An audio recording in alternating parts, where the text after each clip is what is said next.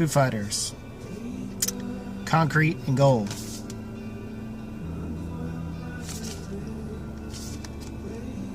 Better. A really solid song. Definitely one of their heavier ones. Kind of comes off a little White Limo-ish in terms of the vocal delivery. The music video is very Spike Jonze-y. In that jackass kind of way. Like, I'm talking the show, you know. I'm not just throwing that word out there, alright?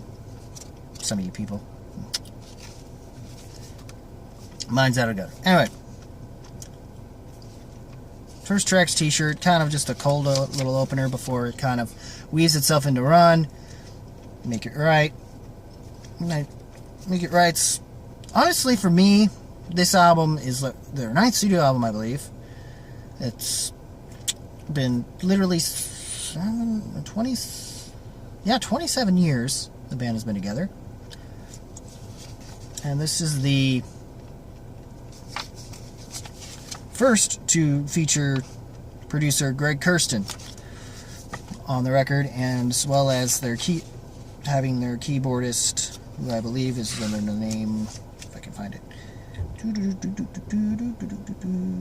are you in this thing? Which I believe is Rami Jaif, who's been touring with them for a while, has officially joined them, making the band now officially a 6-piece. I'm not sure I really needed that, but okay. Nobody complained when Pat Smear was officially back in the band.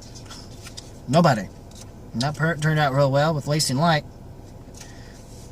Which, I'm already going to just tell you. I'm not... A lot of people have been hating on this album before I even got a chance to even talk about it. And yeah... It's fine. It's a Foo Fighters record that's trying to be different than most Foo Fighters records. Just kind of falls slightly short of itself, or at least in the back half. Though it's not like it doesn't have any highlights to kind of pick itself back up. With tracks like, you know, Sunday Rain, more specifically, especially if you haven't had a chance to hear Taylor Hawkins' voice since In Your Honor, which was my first exposure. Not really my first exposure, honestly. I think I might have heard Big Me when I was very little, but I didn't know who it was by, that it was by the Foo Fighters or anything like that. What I can tell you guys is that with In Your Honor, that I would still prefer Cold Day in the Sun over this Sunday. But as far as a heavier track, wanting to hear a heavier song with Taylor Hawkins doing vocals, the drummer for this band. Yeah. Well, if you're first fan, I know Taylor Hawkins. I've known about, of course, Chris Shiflett, who kind of does, I guess he does country stuff on the side. Pat Smear from the Germs, you know. Of course, everyone knows who Dave Grohl is, if you know who Nirvana is. Or even Queens of Stone Age, or highly doubtly, Probot. Check out that project. I kind of need to as well, though. But anyway. It's by the time Dirty Water hits that this album starts to take a nosedive. It's not that it doesn't have moments where it picks itself back up, but it doesn't know how to really regain that traction that it had in the previous half of the record. Or at least its previous 5 tracks. Arrows tries to be something, but it just... I feel like it's a little bogged down for some reason. I used to not like The Sky is a Neighborhood, but in context of this album, it's actually pretty... It's not a bad track. I mean, Run. I still find Run better. And and Sunday Rain and The Line are definitely like the bigger highlights of this album. And some people are wanting to say that Sunday Rain and The Line should have been instead of the title track, which tries to be Pink Floydish, but honestly, I just feel like it's a failed attempt at what was done better via February Stars off of, if I can find my Foo records. Yeah, this is not my favorite one. That one, come here. Let's pull out and see which one we got. There we are. Color in the Shapes is what I'm referring to for February Stars. There was nothing left to lose, or yeah. And the self-titled. Usually I used to say the first 3 were the best. It's actually first 2, In Your Honor, which is, you know, I still hold this album quite dearly. My first exposure. I've matured my palate over the years. It's especially given the fact that I used to say to the second disc because it wasn't, you know, rocking enough, I guess. And you don't have to, you know, be super heavy or hard as fuck to be rocking, you know? And I've eventually come to learn that, and I've started to eventually appreciate the second disc through later listens. Especially by the time I decided to go into listening to Sonic Highways a couple years ago when I was listening to it. But yeah, this is still probably one of my top favorite albums, and I don't think Concrete and Gold can honestly be able to top what Foo Fighters was to start with and what they were when they did this album. And even Echo Says Patience Grace, which was kind of taking the sort of production style In Your Honor was, and what there was kind of being done there, and giving it more of the Color in the Shapes feel. Which at first I was like, oh, whatever, but it's grown on me since. And Wasting Light's definitely up there in terms of albums. I would definitely put it in my top 5. I could even put that record maybe higher than Echo Sounds Patience Grace off of somewhat more creativity thing to it. But as far as this is concerned, a lot of people are dissing this album and saying it's not that good of an album. And it's that big of a I mean, I can see how it's somewhat disappointing in terms of since they've been back since post-Wasting Light and all that. But yeah, Sonic Highways was okay. The show was better than what the album was, but the album's fine. As far as I'm concerned, this album's not bad, but I've heard better this year. Even Queen Stone Age did better. I almost feel like this is kind of you could tell it's kind of trying to be darker even from some of the lyrical content in places. I mean, especially when you have songs like Happy Ever After, 0 Hour,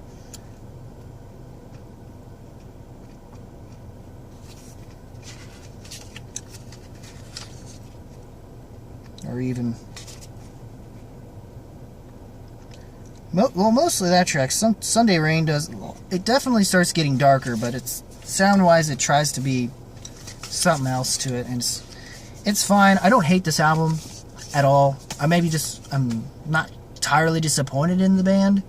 They at least tried to do something different, especially when it came to who they were going to get for a producer, because they've already went through Butch Vig already enough times within, I think, the past 2-3 albums.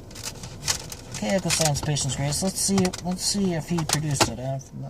No, it was Gil Norton. Okay, so yeah, past 2 albums. All right. So yes, overall, guys, there's not much I can entirely say lyrically when it comes to Foo Fighters, that is appealing, as it is more their own sound and their approach to it. There are moments where their lyrics are worth talking about, as such being Everlong.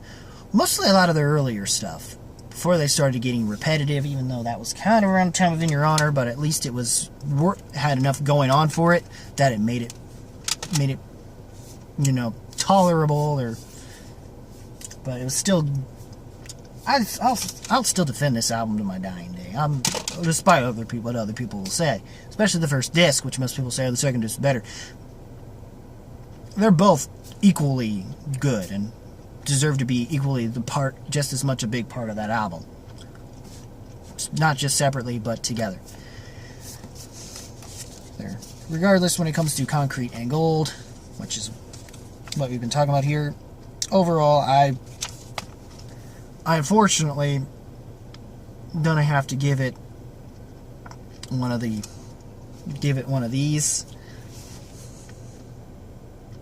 but more in the sense of where you would probably see it if I ever show you back at the old house again.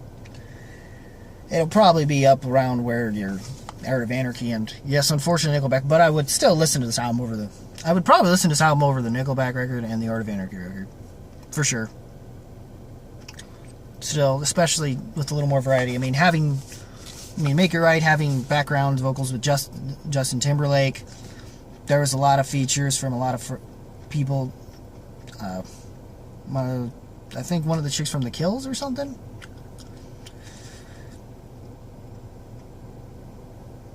Paul McCartney was doing drums on one of the tracks. I'm guessing it might have been Sunday Rain, because if I can look it up here, I know it's in here. Damn it. Where are you at? Where are you at, Mr. Sir Paul McCartney? Where'd you decide to start off?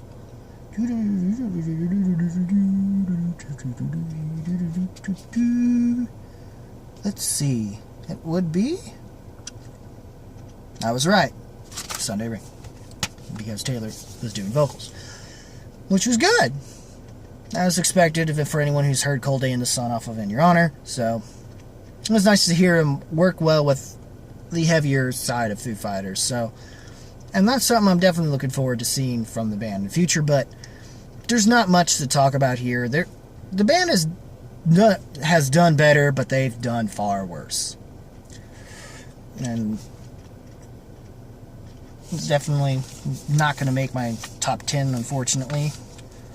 Not sure I would say that with Queens, but they did make a better, more superior record. So I'd rather, once again, recommend the Queen's Stone Age record. But I like this record. I can't say I love it, but I like it enough to say I would want to try to go back and listen to it again. Even though I'm on my second listen, and it does bog down in places, but you can definitely, once you give it a chance, give enough breathing room for the last half, you'll definitely start to notice those highlights like Sunday Rain and The Line. Arrows was fine, but it just didn't feel like it had enough punch to it, like I said. And overall, once again,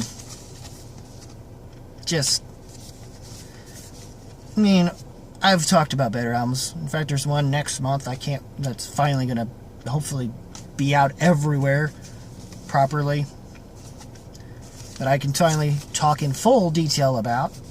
I'm excited to do so. I was just saying, good for record. And overall, you have done better, but you have done worse, Foos. So don't sweat it.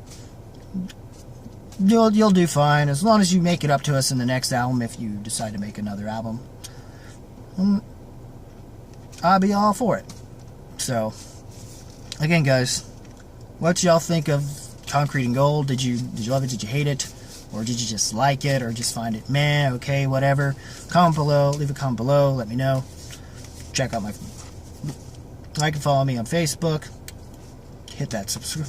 Rock the like button and the subscribe button with thrust if you must. As always, guys, keep it random, keep it real, keep it rocking. See you in the next vid, which will probably, maybe, depending on my schedule, it's gonna be something around, it'll probably be Golden Circle be the Kingsman Golden Circle film, for sure. Be one of my next things to go to. Other than that, there's nothing else that's coming out that I'm aware of that isn't going to be a last minute notice this month, so yeah, there's nothing much I was looking forward to but this month, actually, so oh well. Anyways, take care, y'all.